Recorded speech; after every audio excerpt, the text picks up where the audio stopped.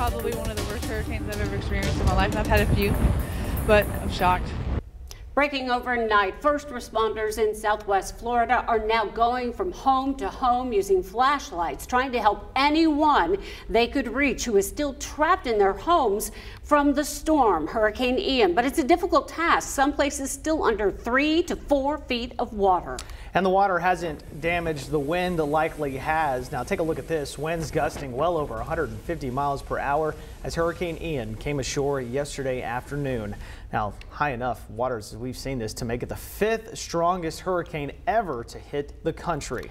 And as of this morning, Ian is downgraded to a tropical storm, but continues a path of destruction. Let's go live to Christian Benavidez live in Orlando. Christian?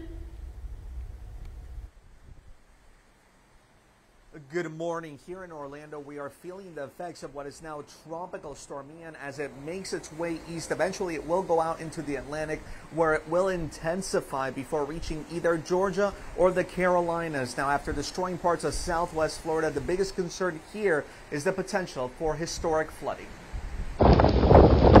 Jacob! Some Good Samaritans in Bonita Springs, Florida jumped into action, rescuing an elderly man trapped in his car in rising floodwaters. Scenes like these somewhat common as Ian roared into Southwest Florida with a vengeance as one of the most powerful storms ever to hit the U.S. This morning, Ian is still churning its way across the state after making landfall yesterday as a Category 4 hurricane with 150-mile-per-hour winds. The streets and the sea became one and the same across the region, like in this neighborhood near Naples. It's been that surge that has been the biggest issue and the flooding that has resulted as a result of that.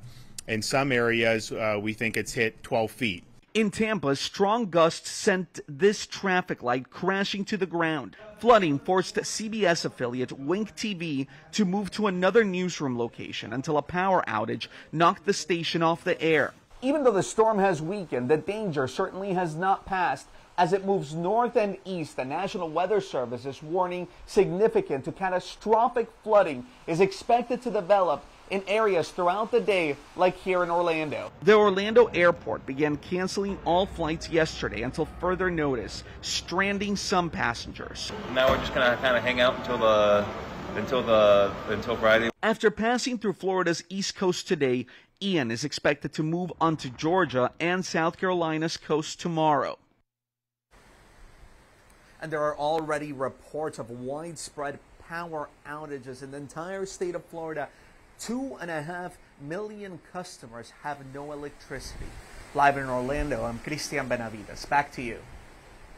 Christian, thank you for that live report. Obviously scary stuff, Scott. You mentioned it, what, 24 hours ago where the winds got to 155 miles per hour, right. Just too short of a Cat 5. And that's sustained winds? That is sustained winds, 155. It had gusts even stronger than that. Very terrible storm. And here's the wild thing. That was about 24 hours ago. Right. It came on shore late morning our time. It wasn't until 4 a.m. this morning that it actually fell below a Category 1 status. It was a hurricane that entire time.